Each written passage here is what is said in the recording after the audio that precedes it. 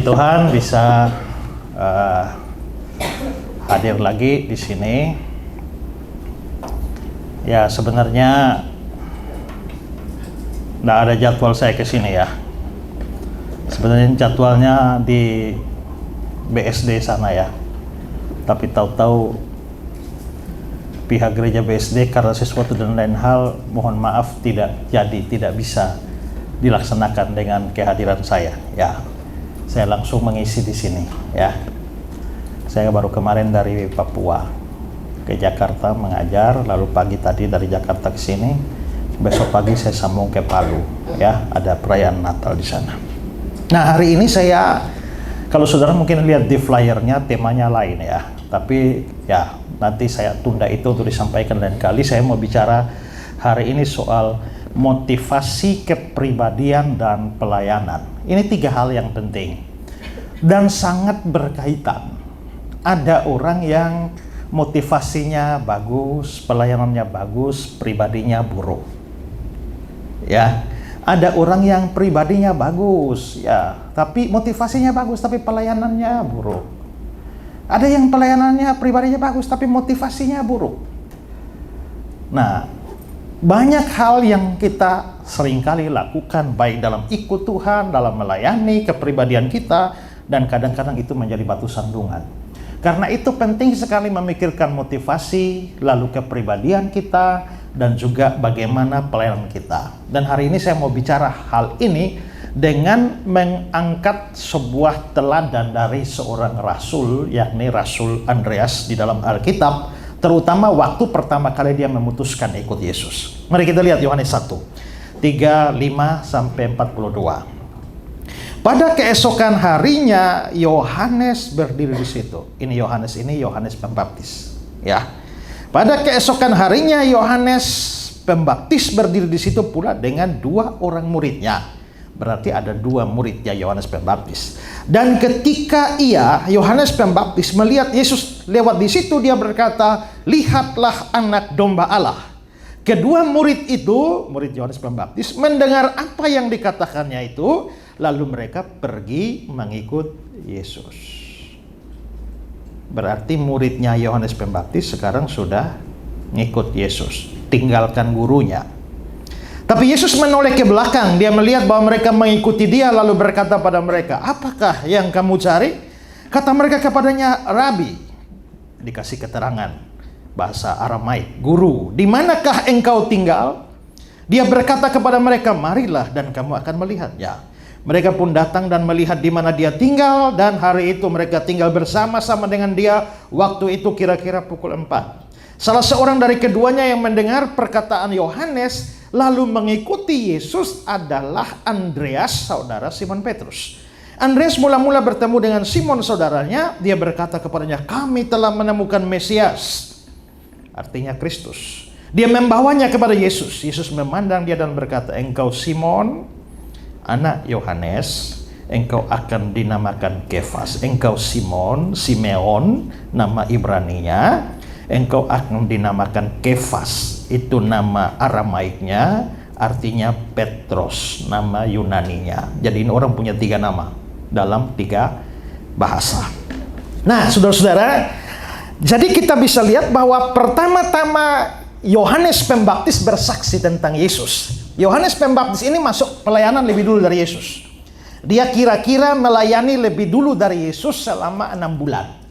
Dan pada waktu itu kita membaca bahwa Yohanes mendapatkan banyak pengikutnya, banyak orang pergi bertobat dan dibaptis oleh Yohanes Pembaptis. 6 bulan kemudian Yesus masuk pelayanan. Nah, maka waktu Yohanes Pembaptis melayani, dia sudah punya banyak murid, banyak pengikut. Tapi Yesus tahu-tahu muncul. Lalu Yohanes Pembaptis kasih kesaksian. Ayat 36. "Lihatlah anak domba Allah." Yohanes Pembaptis bersaksi tentang Yesus. Nah, gara-gara kesaksian itu, 2 muridnya meninggalkan dia. Ya, lihat ayat 37. Kedua murid itu mendengar apa yang dikatakannya dan mereka pergi mengikuti Yesus. Kira-kira kalau saudara sebagai Yohanes Pembaptis, bagaimana perasaannya? Gara-gara bersaksi tentang Yesus, kehilangan 2 murid. Itu kira-kira gini lah ya. Saya ini teman sama Pak Ketut. Lalu Pak Ketut jadi gembala di sini, tahu-tahu saya buka gereja di sana. Lalu Pak Ketut bilang, itu Pak Esra tuh yang khotbahnya bagus itu, yang terkenal itu teman saya. Tiba-tiba saudara semua pergi meninggalkan Pak Ketut ke tempat saya. Kira-kira bagaimana rasanya Pak Ketut? Tahu begini jangan bersaksi ya. Nah, karena akibat kesaksian itu kehilangan pengikut, kehilangan followers. 2 orang. Nah, salah satu di antara mereka, ayat 40, salah satunya adalah Andreas. Berarti Andreas ini memang murid Yesus, tapi dia mantan murid Yohanes Pembaptis. Ada 2 orang kan, salah satu Andreas. Satunya siapa?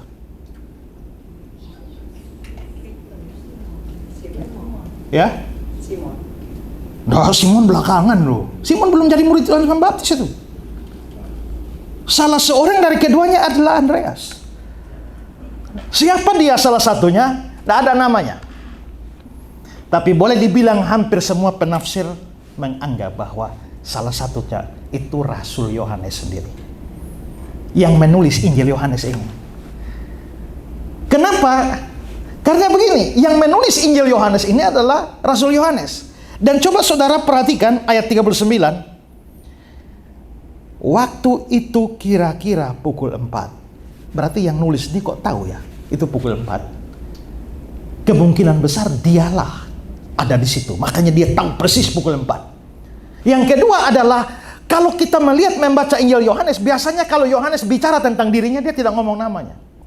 Ada murid yang dikasihinya. Dia menyembunyikan namanya. Jadi boleh dibilang para penafsir itu sepakat bahwa salah seorangnya adalah Rasul Yohanes. Berarti Andreas sama Yohanes itu mantan murid Yohanes Pembaptis, belakangan ikut Yesus dan menjadi murid Yesus, ya. Nah, tapi kita tidak bahas tentang Yohanes sekarang, kita mau fokus kepada Andreas. Nah, Andreas ini itu adalah nama dalam bahasa Yunani yang merupakan bentuk maskulin dari Aner. Berarti Andreas itu pasti seorang laki-laki. Nah, bentuk maskulin dari Aner, sedangkan Aner itu artinya laki-laki dewasa.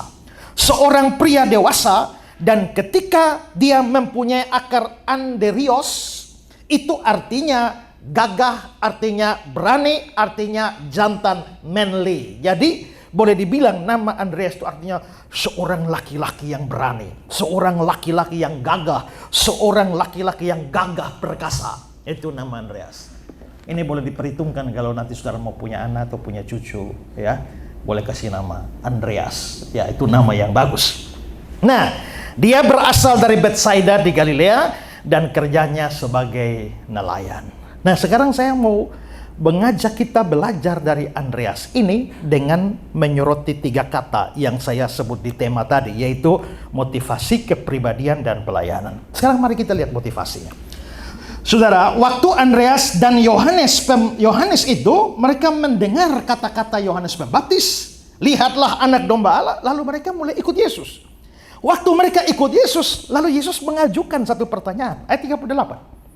Dia melihat bahwa mereka ikut dia, lalu berkata pada mereka, apa yang kamu cari? Saudara-saudara, ini menarik.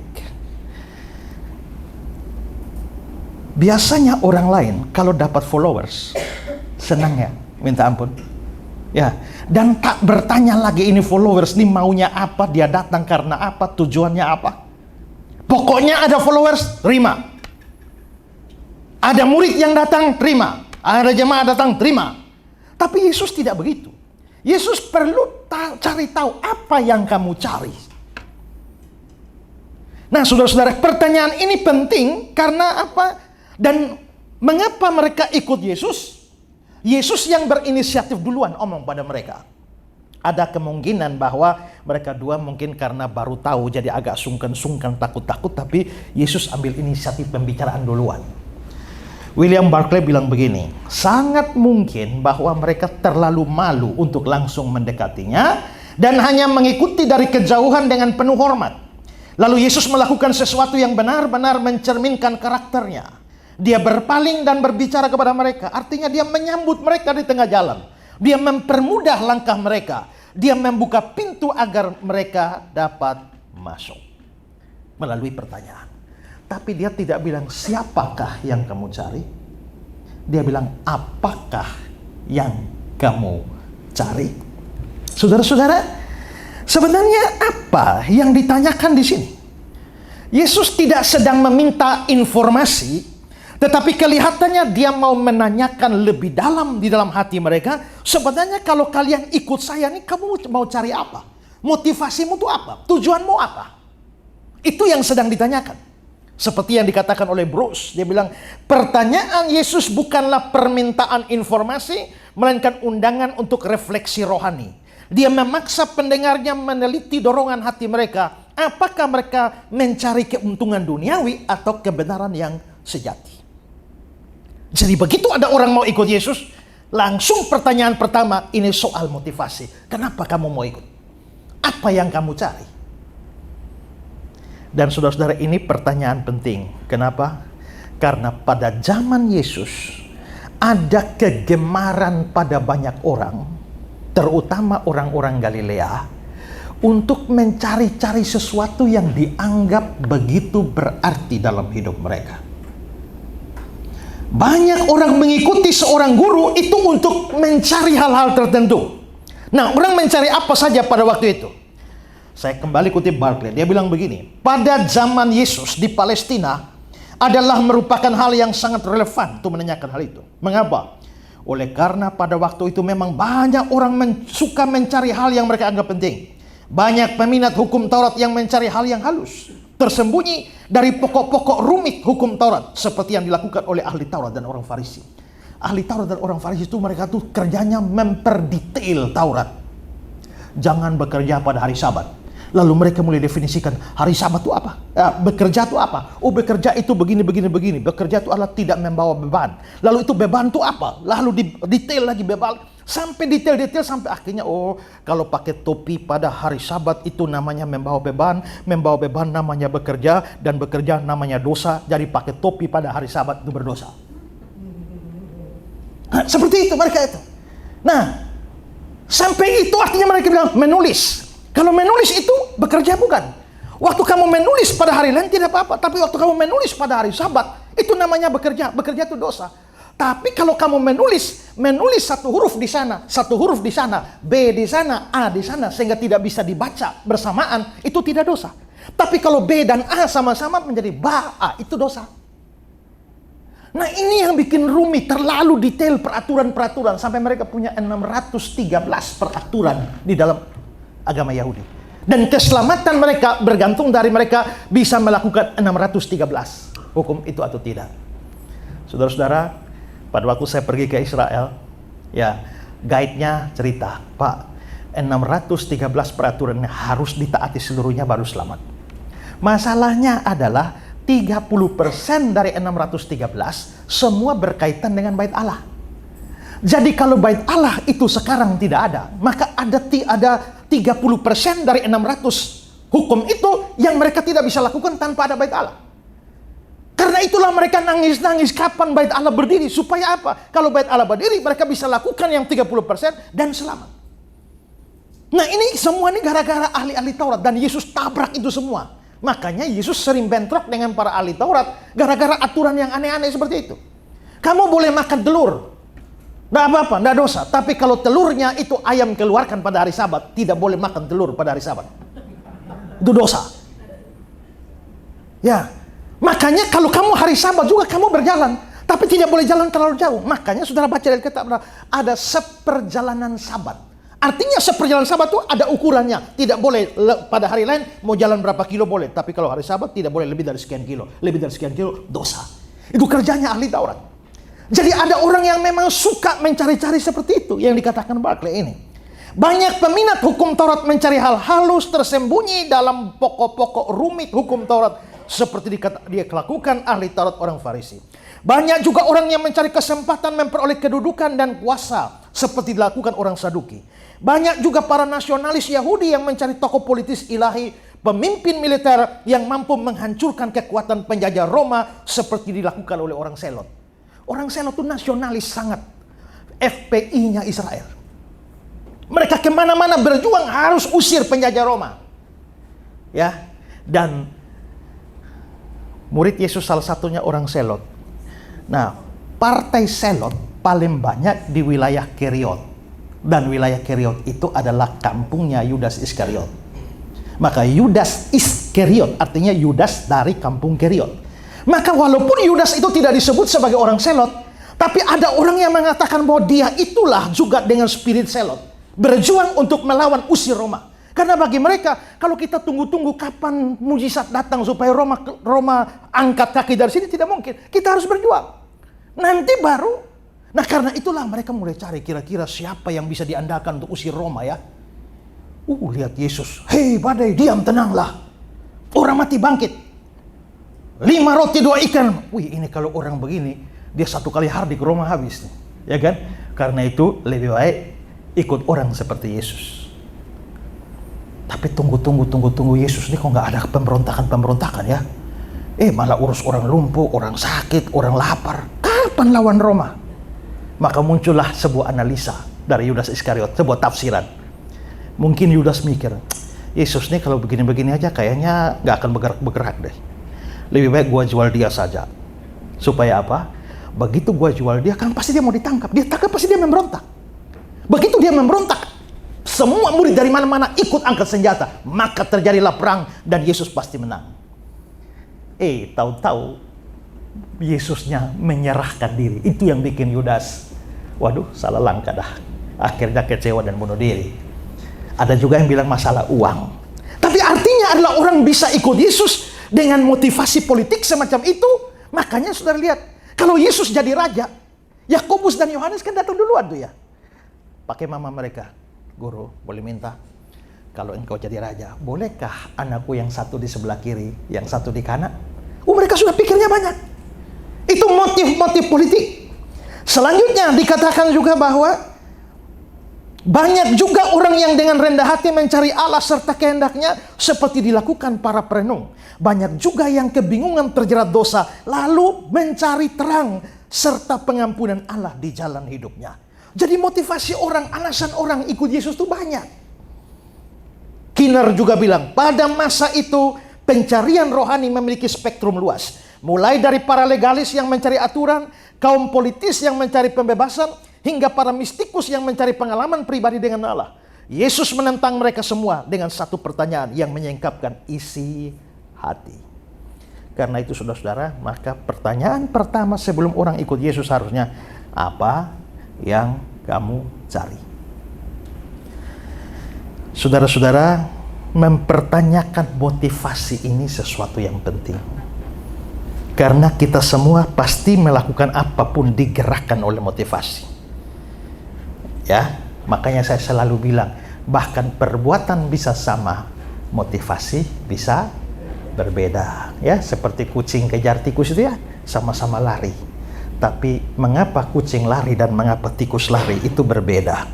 Nah, saya mau kasih satu komentar dari Spurgeon. Bagus sekali. Spurgeon bilang begini, motivasi adalah jiwa dari tindakan. Tindakan yang sama dapat menjadi dosa atau kebajikan tergantung pada motivasi yang mendorongnya. Oleh karena itu sangat penting bagi kita memeriksa mengapa kita melakukan apa yang kita lakukan. Coba saudara lihat kalimat ini. Tindakan yang sama dapat menjadi dosa atau kebajikan tergantung motivasi. Jadi begini, kalau saya kasih persembahan, Ibu Edi kasih persembahan, sama ya kasih persembahannya.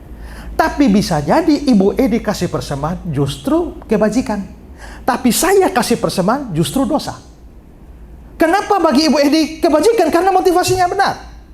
Kenapa bagi saya jadi dosa? Karena motivasinya salah. Karena ternyata kita dua sama-sama berikan persembahan, tapi motif beda.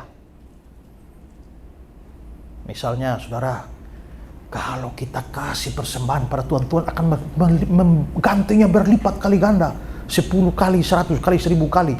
Jadi kalau kita kasih 100.000, Tuhan akan membalas kita 1 juta.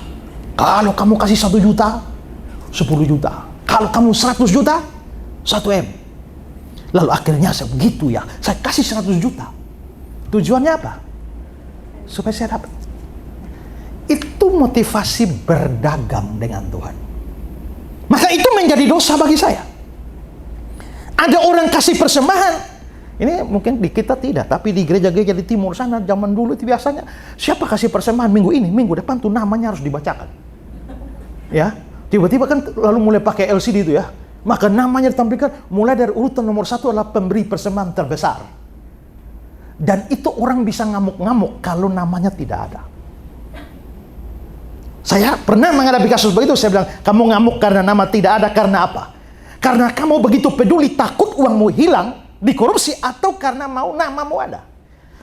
Nah itu semua perbuatannya sama, tapi bisa jadi dosa bagi seorang, bisa jadi kebajikan. Kita sama-sama melayani, tapi waktu saya melayani bisa jadi dosa, bisa jadi kebajikan. Waktu sama-sama berkhotbah, saya berkhotbah juga bisa jadi kebajikan, bisa jadi dosa. Tergantung dari motivasi. Makanya motivasi adalah jiwa dari tindakan. Tozer bilang, Allah lebih memperhatikan motif di balik tindakan daripada besarnya tindakan itu sendiri. Banyak pekerjaan besar kehilangan nilai karena dilakukan dengan hati yang salah. Tuhan lebih peduli motifnya daripada tindakan. Tindakannya begitu bisa besar, bisa wah, bisa mewah. Tapi Tuhan tidak peduli itu. Yang Tuhan peduli itu isi hatinya tuh bagaimana, motivasinya tuh bagaimana.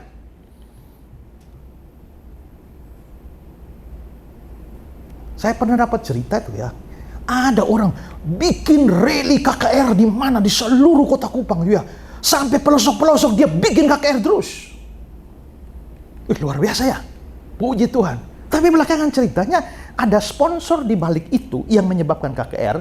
Setiap kali KKR yang dia bisa buat, dia akan dapat sekian puluh juta. Maka rajin dia bikin KKR di mana-mana. Karena bikin KKR artinya satu KKR dia buat, dia dapat untung sekian puluh juta. Mewah KKR-nya, tapi motivasinya tuh apa? Itu semua kembali. Tuhan lebih peduli perhatikan motif di balik tindakan daripada tindakan itu sendiri. Karena itu penting merenungkan motivasi dalam ikut Tuhan. Ikut Tuhan karena apa? Ya, layani Tuhan karena apa? Sekarang ini banyak orang muncul di media sosial ya, khotbah, apa pokoknya banyak, tapi kira-kira motivasinya di sana apa? Cari cuan saja, follower saja. Dan orang tidak peduli kebenaran, yang penting viral.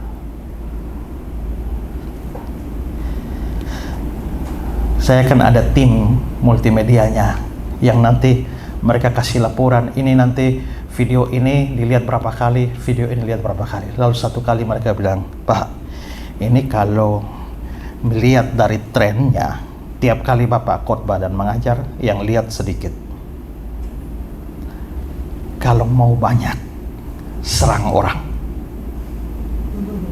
Itu pasti banyak. Kalau mau lebih banyak, serang agama sebelah. Karena kalau Bapak serang satu orang dalam Kristen, yang serang Pak Ketut, pasti banyak orang Kristen lihat, heboh. Tapi kalau Bapak serang sebelah, yang Kristen lihat, yang sana lihat, pasti naik. Dan otomatis cuan lebih banyak. Pertanyaan, kita nih motivasi apa sebenarnya di situ? Ya, cari duit kah? Makanya saya bilang, saya lebih senang, saya tidak kurang senang disebut YouTubers. Saya bukan YouTuber, saya penginjil yang memanfaatkan YouTube untuk beritakan Injil. Ya, mau dapat cuan atau tidak, justru saya dulu memulai YouTube pun nggak tahu bahwa itu ada uang. Sampai satu hari satu orang lihat akun saya, bilang, Om Isra, ini uang banyak ini. Kenapa bisa begitu? Nah, dilihat banyak, uangnya banyak.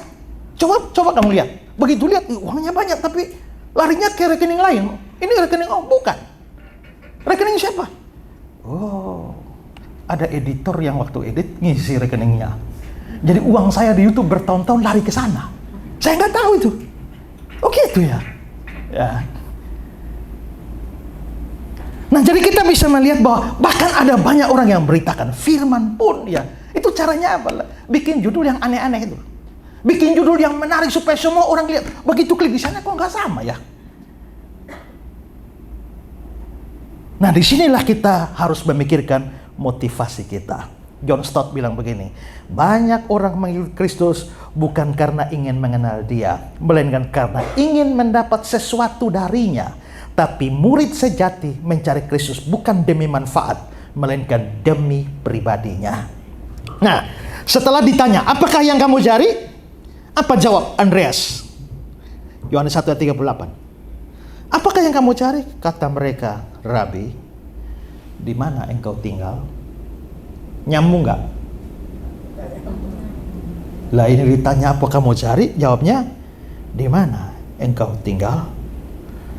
Kenapa kok ditanya motivasi, jawabnya di mana engkau tinggal? Kelihatannya, saudara-saudara, Andreas dan Yohanes ini, mereka itu tidak mau bicara apa adanya di pinggir jalan. Makanya mereka perlu tanya, di mana engkau tinggal? Tujuannya apa? Ya, enggak mau ngomong kayak orang say hello saja di pinggir jalan. Tidak. Mereka ingin betul-betul kenal dekat. Dan karena itu, mereka perlu percakapan yang lebih dalam. Dan itu di mana engkau tinggal? Barclay bilang, pertanyaan yang mereka ajukan bukan sekedar karena rasa ingin tahu. Maksud mereka adalah bahwa mereka tidak ingin hanya berbicara dengan Yesus di jalan sambil lalu seperti dua orang kebetulan berpapasan. Mereka ingin tinggal bersamanya untuk waktu yang lama membicarakan pergumulan serta persoalan. Tempat tinggalnya pasti tidak menarik bagi mereka, tapi percakapan agung yang menyusul tetap membekas dalam ingatan mereka sebagai kenangan indah. Atau satu komentar lagi dari Bugs. Pertanyaan ini mungkin mereka tanyakan padanya untuk memberitahu keinginan mereka bersamanya untuk diajar olehnya. Mereka lebih rindu untuk mendengarnya daripada menghentikannya di pinggir jalan. Mereka tidak berkeinginan menghentikan perjalanannya. Ini juga mengajarkan pada kita untuk rindu bersama Kristus, mencari setiap kesempatan bersekutu dengannya, terutama rindu bersamanya di mana Dia berada saat kita meninggalkan dunia ini. Kalau begitu, motivasinya ini ingin kenal Tuhan. Karena motivasi begini, lalu ayat 39 Yesus bilang apa? Marilah dan kamu akan melihatnya. Yesus menyambut. Dengan kata lain, kita bisa lihat bahwa Yesus menyambut motivasi mereka yang baik, dan pada akhirnya kita bisa lihat bahwa pertemuan itu bikin mereka kenal Yesus. Coba lihat ayat 38. Lihat yang saya garis bawahi. Rabi, di mana engkau tinggal? Guru, di mana engkau tinggal? Setelah itu mereka ketemu dengan Yesus, bicara dengan Yesus, tinggal dengan Yesus beberapa saat. Setelah itu ayat 41. Andreas mula-mula ketemu Simon dan dia berkata, kami telah menemukan Rabi? Bukan. Langsung berubah jadi Mesias. Tadi mereka hanya kenal Rabi, tapi sekarang setelah beberapa jam dengan Yesus, berubah dari Rabi menjadi Mesias atau Kristus. Kalau begitu, beberapa jam itu dengan Yesus telah mengangkat pengenalan mereka pada Yesus. Seperti dikatakan Donald Carson, perubahan dari Rabi menjadi Mesias menunjukkan pertumbuhan rohani yang terjadi karena persekutuan pribadi dengan Kristus. Pengetahuan yang sejati tentang Yesus hanya dapat lahir dari kedekatan dengannya. Maka di sini mari uji motivasi kita dan pikirkan, setelah lama ikut Tuhan, ada pengenalan pribadi yang bertambah atau tidak? Banyak orang ikut Tuhan hanya kejar mujizat. Tapi lihat baik-baik, mujizat di Alkitab tidak pernah dimaksudkan untuk mujizat itu sendiri. Mujizat selalu dilakukan Yesus untuk memperkenalkan dirinya. Ada orang buta yang gelap tidak lihat apa-apa, terus Yesus menyembuhkan dia. Sekarang Yesus menyembuhkan dia, sekarang dia sudah bisa lihat, sudah terang. Begitu dia sudah lihat terang, Yesus lalu perkenalkan, akulah terang dunia. Berarti di balik tujuan menyembuhkan si buta, ada pribadi Yesus yang diungkapkan, yaitu terang dunia. Dia membangkitkan Lazarus. Begitu Lazarus sudah dibangkitkan, lalu muncul, akulah kebangkitan dan hidup. Dia kasih makan 5.000 orang, 5 roti dan 2 ikan. Setelah itu, akulah roti hidup. Dia menyembuhkan orang-orang yang sakit. Lalu setelah itu dia kutip dari Yesaya, oleh bilur-bilurnya kamu disembuhkan. Kalau begitu artinya apa? Mujizat terjadi supaya bisa memperkenalkan diri Yesus. Nah, ada orang celakalah orang yang tadi buta, gelap, sekarang lihat, tapi tidak bisa lihat Yesus sebagai terang dunia. Tadi sudah makan kenyang rotinya, tapi lupa bahwa Yesus itu roti hidup. Tidak mengenal dia sampai di situ. Dibangkitkan, tapi tidak kenal Yesus sebagai kebangkitan dan hidup. Maka di sini banyak orang hanya kejar mujizat, tapi nggak kenal Tuhan sama sekali. Motivasi kita harus ingin kenal Tuhan, ya. Itu yang pertama. Sekarang yang kedua, mari kita soroti kepribadian. Saudara, selain motivasi yang bagus, ini kepribadiannya juga bagus ini. Mari lihat ayat 40. Salah seorang dari keduanya yang mendengar perkataan Yohanes lalu mengikuti Yesus adalah Andreas, saudara Simon Petrus. Nah, saudara-saudara, ini kata yang saya garis bawah ini penting. Andreas, saudara Simon Petrus. Dan nanti kalau saudara baca dalam seluruh Injil yang mana nama Andreas ada, pasti ekor-ekornya selalu ada Petrus di situ. Coba lihat Matius 4. Dan ketika Yesus sedang berjalan menyusur danau Galilea, dia melihat dua orang bersaudara, yaitu Simon yang disebut Petrus dan Andreas, saudaranya. Saudara siapa? Saudaranya Petrus. Matius 10. Inilah nama ke-12 rasul. Pertama, Simon yang disebut Petrus dan Andreas, saudaranya. Markus 1 ayat 16. Ketika Yesus sedang berjalan menyusur danau Galilea, dia melihat Simon dan Andreas, saudara Simon. Lukas 6. Simon juga diberi namanya Petrus dan Andreas, saudara Simon. Yohanes 6. Seorang dari murid-muridnya itu Andreas, saudara Simon Petrus. Coba saudara cari di Alkitab, di mana nama Andreas disebut dan titik, nggak ada embel-embel, nggak ada itu. Setiap kali nama Andreas disebut selalu ada koma, saudara Simon Petrus, atau dibalik Petrus dan saudaranya Andreas, Andreas dan saudaranya saudara Simon. Selalu begitu. Kira-kira kenapa?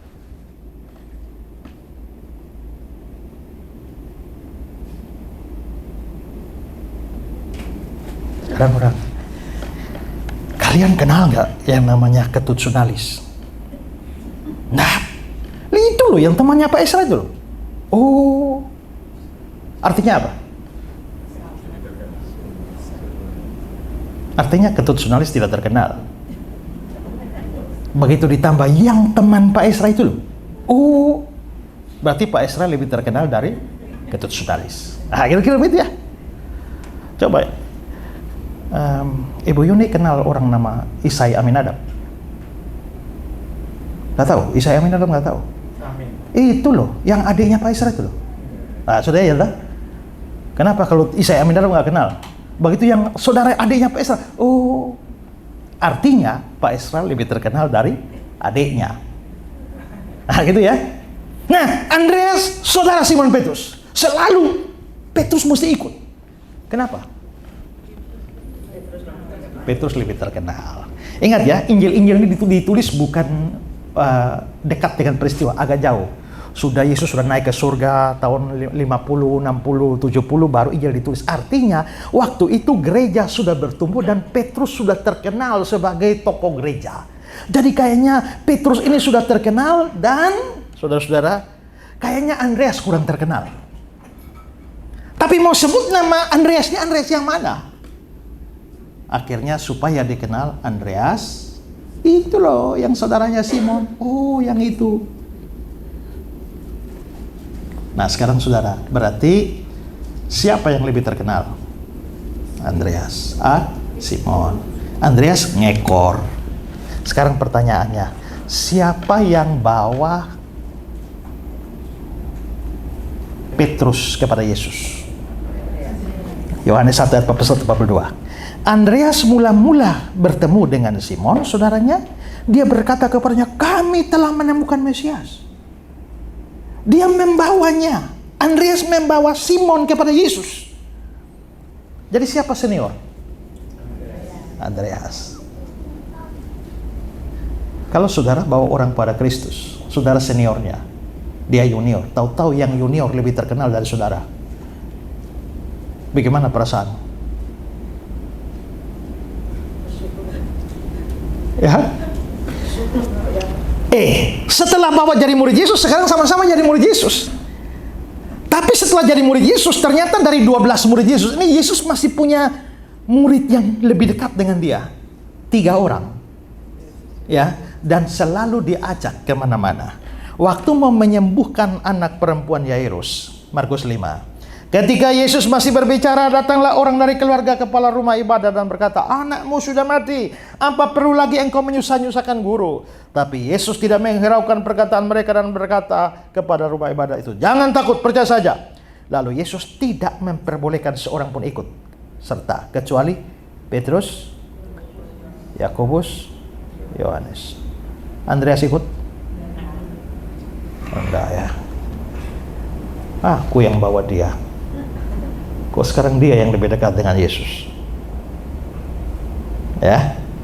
Ketika Yesus pergi berdoa di Getsemani, Matius 26, maka sampailah Yesus bersama murid-muridnya ke satu tempat bernama Getsemani. Lalu dia berkata pada muridnya, duduklah di sini sementara aku pergi ke sana berdoa.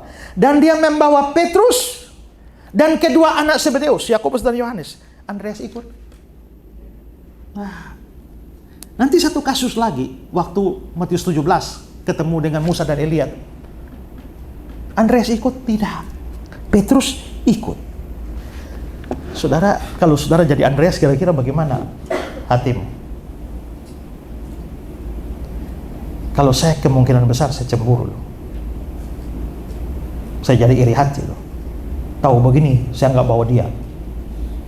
Gara-gara saya bawa dia, dia lebih terkenal, Yesus lebih dekat dengan dia daripada saya. Ya? Tapi anehnya pikiran semacam itu tidak ada di dalam hatinya Andreas. Tasker bilang fakta bahwa Andreas selalu diperkenalkan sebagai saudara Simon. Petrus menunjukkan kerendahan hati yang luar biasa. Dia tidak mencari identitas sendiri, tapi dia rela tidak dikenal melalui saudaranya. Dia menyingkapkan semangat seorang pelayan sejati yang tidak cari nama, tapi cari kehendak Tuhan.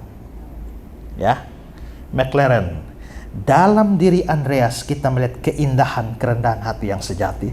Dia tidak berjuang untuk tempat utama, tetapi menemukan sukacita dalam menjadi saluran berkat bagi orang lain. Barclay, Andreas adalah tipe orang yang siap menempatkan diri di belakang orang lain. Dia cukup senang untuk mundur dan membiarkan saudaranya maju. Dia cukup senang untuk menikmati peran yang sederhana di antara 12 murid Yesus. Bagi Andreas, masalah ketermukaan, kedudukan, kehormatan bukan jadi soal. Yang jadi soal baginya adalah bagaimana dia ikut Yesus, melayaninya sebaik mungkin. Andreas jadi contoh bagi semua orang kudus yang dengan rendah hati, setia, tulus, ikhlas berdiri di belakang. Saya mikir-mikir ya, hari ini orang masih sering mengundang saya untuk berkhotbah. Tapi akan ada saatnya mungkin akan muncul pengkhotbah lain yang jauh lebih baik dari saya, lebih terkenal dari saya, dan saat itu mungkin orang tidak mengundang saya lagi. Bagaimana saya melihat orang yang baru itu? Nah, ini jadi soal. Kalau saudara jadi WL, jadi WL andalan, tahu-tahu besok muncul WL lain yang lebih bagus. Bagaimana hatimu? Ya? Ini kita ngajar bagus, tapi besok ada orang yang jauh lebih hebat pengajar. Bagaimana hati kita? Nah, disitulah kerendahan hati kita diuji. Ya, apakah kita rela memberi tempat pertama kepada orang lain? Dan ketika kita tidak menjadi tempat pertama lagi, disitulah kepribadian kita diuji.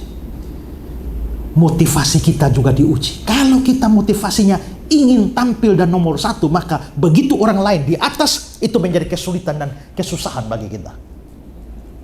Tapi kalau motivasinya lurus, memuliakan Tuhan. Sekarang kalau saya motivasi lurus memuliakan Tuhan, ya, kalau jemaat saya sampai pindah ke tempat orang lain, yang penting dia tidak masuk tempat salah lah, masuk tempat sesat, Itu saya sedih. Tapi kalau dia masuk tempat yang benar juga, ya nggak masalah lah. Ya, toh sama-sama melayani Tuhan yang sama. Nah, karena itulah disinilah kita harus belajar untuk rendah hati. MacArthur bilang, Andreas adalah simbol pelayanan yang tak pernah menuntut pengakuan. Dia menunjuk bahwa pelayan terbesar justru lahir dari kesetiaan dalam hal-hal kecil. Karena hal kecil yang dilakukan itu yang Tuhan perhatikan motivasinya. Makanya ketika Sir William Costa dia memimpin sebuah paduan musik, mari angkat tangan, semua musik bunyi, drum bunyi, keyboard bunyi, semua bunyi. Lalu satu pemain harmonika mulai tiup harmonikanya dia. Tapi begitu dia tiup, dia sendiri tidak dengar itu harmonikanya. Ya dia pikir-pikir, dia tiup-tiup, kok saya sendiri nggak dengar ya. Akhirnya dia stop tiup. Begitu dia stop tiup, langsung William Costa bilang, berhenti, ada satu harmonika yang tidak bunyi. Dia kaget dia. Ternyata saya sendiri tiup dan saya nggak dengar harmonika saya. Tapi ternyata di telinga pemimpin terdengar jelas. Kalau begitu sekarang saya tiup saja. Mau saya dengar atau tidak, orang lain dengar atau tidak, pokoknya yang penting pemimpin dengar, tiup saja. Nah begitulah pelayanan. Kadang-kadang pelayanan kita tidak terlalu berarti. Peran kita tidak terlalu berarti. Tapi tidak terlalu berarti di mata manusia.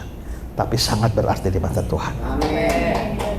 Ya, karena itu yang penting bukan, saya kepengen seperti orang lain main drum ya, pukul ini semua orang lihat ya, gak apa-apa, biar hanya harmonika juga, ya. Jangan kalau orang lain, saya sendiri nggak dengar nih ya, tapi Tuhan dengar dengan jelas dan ada pahalanya, ya. Spurgeon berkata begini, Allah menulis pahala bagi mereka yang bekerja dalam kesunyian dengan tinta yang tidak terlihat oleh manusia, tapi akan dibaca di surga untuk selama-lamanya. Amin. Kerja saja, nggak usah cari kehormatan manusia. Ada panitia Natal, kerja saja. Jangan mencari kehormatan manusia. Kerja dengan sungguh-sungguh untuk Tuhan, dan Tuhan memperhatikan semua jerih lelah kita. Ya. Sekarang yang ketiga, pelayanan Andreas. Ayat 41. Andreas mula-mula bertemu dengan Simon saudaranya, dan dia berkata kepadanya, kami telah menemukan Mesias. Nah, saudara-saudara, ini ada Andreas mula-mula. Ini dari sisi bahasa asli, bahasa Yunaninya. Ini ada manuskrip, ada salinan Alkitab yang menulisnya sebagai adjektif, kata sifat, protos. Sementara yang lain itu juga menulis sebagai kata keterangan, proton. Sehingga ini membuat penafsiran atau penerjemahan itu menjadi beberapa kemungkinan. Kemungkinan pertama, Andreas cari Simon dan Yohanes cari Yakobus. Kan ini Andreas dan Simon nih. Andreas dan Yohanes yang ketemu Yesus. Maka setelah itu Andreas lalu mencari Simon, Yohanes mencari saudaranya Yakobus, tapi Andreas menemukan Simon terlebih dahulu daripada Yohanes menemukan Yakobus. Kemungkinan pertama. Kemungkinan kedua adalah baik Andreas maupun Yohanes dua-dua sama-sama cari Simon, tapi Andreas yang bertemu Simon terlebih dahulu daripada Yohanes ketemu Simon. Atau kemungkinan ketiga, pertama-tama Andreas menemukan Simon, setelah itu dia menemukan orang lain. Atau keempat, inilah hal pertama yang dilakukan oleh Andreas setelah dia ketemu Yesus, yaitu ketemu Simon. Makanya dalam NIV diterjemahkan, hal yang pertama-tama dilakukan oleh Andreas adalah menemukan Simon. Saudara kalau lihat terjemahan-terjemahan akan lihat pada 4 kemungkinan. Tetapi saya lebih cenderung pada arti yang keempat, bahwa memang setelah ketemu dengan Yesus, hal pertama yang dilakukan, paling pertama dilakukan oleh Andreas adalah cari saudaranya, Simon. Dan dia membawa saudaranya kepada Yesus. Leon Morris bilang, penekanan dalam ayat ini terletak pada spontanitas iman Andreas. Dia tidak menunda atau menimbang-nimbang. Begitu dia menemukan Kristus, dia segera mencari saudaranya. Tindakan ini memperlihatkan bahwa iman sejati selalu melahirkan dorongan untuk bersaksi. Kita ini banyak mendengar Injil, banyak mendengar pengajaran yang baik. Tapi apakah kita juga rindu orang lain menikmati itu? Ya. Pertama, ada banyak orang yang belum percaya Yesus. Atau kedua, banyak orang yang sudah percaya Yesus tapi percaya Yesus secara salah. Atau yang ketiga, dia percaya Yesus tapi dia berada dan tumbuh dalam pengertian tentang Yesus yang salah. Lalu saudara sudah percaya Yesus, sudah menemukan Yesus yang sejati, sudah bertumbuh dalam pengajaran yang benar. Adakah kerinduan supaya orang lain juga menerima yang sama? Kemarin waktu saya ngajar di Jakarta, ada orang yang cerita, "Pak, saya sudah ada ngajak seorang teman, mari kita ikut pengajarannya Pak Esra, bagus." Tapi orang itu berkata, "Ya bagus, tapi saya nggak suka karena dia nggak percaya yang profetik. Karena maunya yang ngomong profetik terus ke depan." Ya sudah. Artinya memang ada banyak orang yang mempunyai respon seperti itu. Tapi bagaimana kita sekarang yang tahu kebenaran itu punya kerinduan supaya orang lain juga menikmati yang sama. Nah, saudara-saudara, Andreas ini dia membawa orang kepada Kristus setiap kali namanya disebut. Jadi indahnya begini, nama Andreas ini tiap kali disebut harus ada kaitan dengan Petrus. Tapi yang kedua, tiap kali disebut selain dari daftar murid Yesus, selalu berhubungan yang bawa orang. Lihat Yohanes 1. Andreas mula-mula bertemu dengan Simon. "Kami telah menemukan Mesias." Artinya Andreas bawa Simon pada Yesus. Yohanes 6. Seorang dari murid-muridnya yaitu Andreas, saudara Simon Petrus, berkata, "Di sini ada seorang anak yang mempunyai 5 roti jelai dan 2 ikan." Waktu Yesus mau kasih makan 5.000 orang itu, kan suruh cari 5 roti dan 2 ikan tuh. 5 roti dan 2 ikan dari mana? Dari anak kecil. Siapa yang bawa anak kecil itu? Andreas. Yohanes 12. Orang-orang itu pergi kepada Filipus dan berasal dari Betsaida di Galilea. Lalu berkata, "Tuan, kami ingin bertemu dengan Yesus."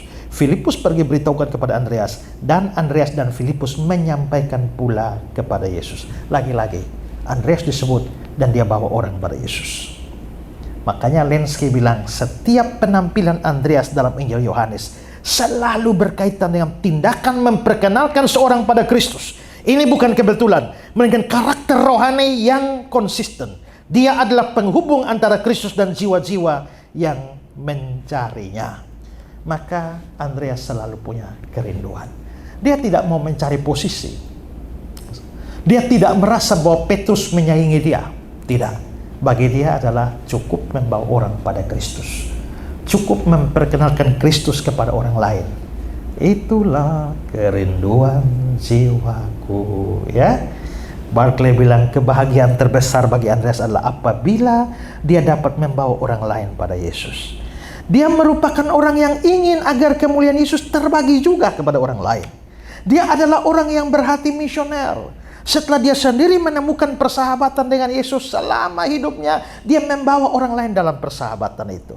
Andreas menjadi teladan yang besar dalam hal membagi-bagi kemuliaan kepada orang lain. Seperti Andreas, kita tidak boleh memiliki Yesus hanya untuk diri kita sendiri. Henry, meskipun pengetahuan Andreas belum sempurna, kasihnya kepada Kristus mendorong dia bersaksi. Tuhan sering memakai kasih yang sederhana itu untuk menuntun banyak jiwa kepada Kristus. Saudara-saudara, lihat ya, kapan Andreas pergi ajak Simon? Segera setelah ketemu Yesus. Apakah dia sudah belajar teologi sampai S1 dulu? Apakah dia sudah belajar apologetika? Tidak. Dia juga belum tahu banyak. Tapi bagaimana orang yang belum tahu banyak bisa bawa orang pada Yesus? Kalau saudara lihat, Andreas tidak ngomong banyak. Kami telah menemukan Kristus. Dia hanya cerita pengalamannya.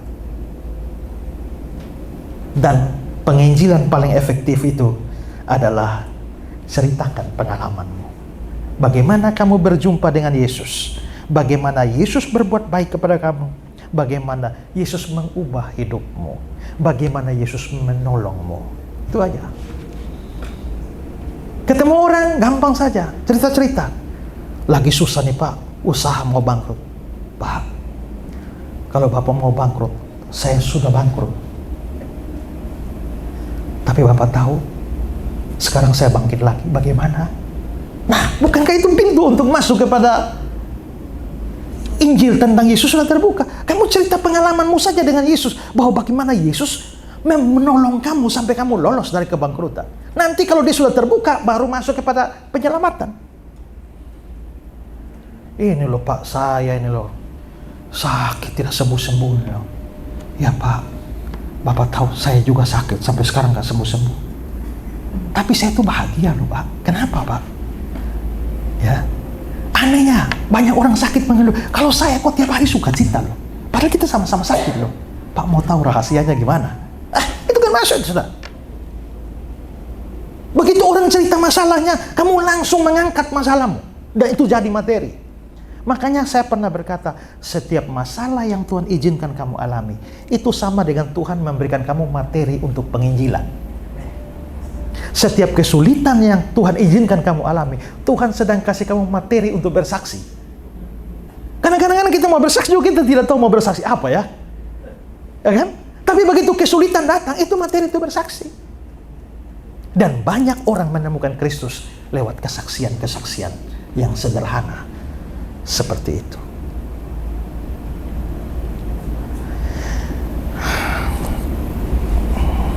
Satu teman setia sekali melayani Tuhan. Ikut saya kemana-mana pelayanan. Mantan preman. Tapi menjadi percaya pada Tuhan Yesus. Hidupnya berubah. Dari preman jalanan sekarang cinta Tuhan, melayani. Ya, tapi sesuatu terjadi dalam hidupnya. Istrinya ketahuan berselingkuh. Dan dia angkat parang untuk potong mereka. Tapi berhasil dicegah. Tapi ya disuruh mengampuni. Tapi ternyata terulang lagi. Dan disuruh mengampuni, dan dia mengampuni lagi. Tapi ternyata ulang lagi. Jadi akhirnya dia, sudah Pak, cerai saja. Cerai. Saya sudah tidak bisa mencegah lagi perceraian itu. Mantan istrinya sudah pergi ke tempat lain. Anak 3 orang, 2 ikut dia, yang bungsu ikut ibunya. Satu kali dalam pelayanan saya dan beberapa teman, saya duduk di belakang, teman-teman nyanyi di muka. Saya kaget, ini kayaknya istrinya. Pasti anak itu anaknya. Langsung selesai istrinya mau pergi, saya tahan. Begitu saya tahan, lalu ada teman lain bawa anaknya. Begitu bawa anaknya, ketemu sama papanya. Ini anak bingung, gak kenal papanya. Si papa juga tidak kenal anaknya. Karena sudah pisah sekian tahun. Lalu akhirnya, hei ini anakmu. Dan dia lari ke belakang dan menangis. Nah, setelah itu ngomong panjang-panjang lebar. Setelah panjang lebar, ya walaupun sudah pisah tapi masing-masing tetap sendiri saja. Singkat cerita, akhirnya saya berhasil berbicara dan mempertimbangkan untuk mereka kembali. Setelah dengan catatan pertobatan sesungguhnya dan pengampunan yang sungguh-sungguh. Lalu setelah itu saya bilang pada kalian, berdoa. Mungkin dengan kita akhirnya mereka memutuskan kembali. Desember ini mereka akan bersatu kembali. Ya. Tapi pulang tinggal di mana? Saya bilang pokoknya gini, bersatu dulu nanti baru Tuhan kasih berkat, tinggal di mana. Akhirnya mereka akan kembali. Saya bilang gini, kalau kalian berhasil kembali semacam itu, Tuhan kasih kalian materi kesaksian. Ada banyak orang yang pada akhirnya berujung dan perceraian. Dan nanti kalau orang mengalami begitu dan kamu mau nasihat, memang nggak alami sih. Tapi kalau kamu percaya, saya pun mengalami itu. maka itu menjadi kesaksian bagi orang. Kesulitan-kesulitan itu menjadi kesaksian. Dan banyak orang ditolong karena kesaksian. Karena itu tidak usah terlalu repot, mesti belajar Alkitab lah, mesti belajar berdebat lah, mesti belajar metode segala macam. Metode paling sederhana itulah yang dipraktekkan Andreas. Kami telah menemukan Kristus. Cerita saja. Pakai masalahmu, pakai kesulitanmu, pakai pengalamanmu, itu cerita. Pak, saya ditipu orang. Ya, saya juga. Nah, ceritalah. Masuk tentang Yesus. Ya. Pak, saya dikhianati orang. Iya, sama, saya juga. Tapi Yesus menolong saya. Bukankah itu jadi kesaksian? Karena itu, seperti kata John Stott, kesaksian pribadi adalah bentuk pemberitaan Injil yang paling jujur.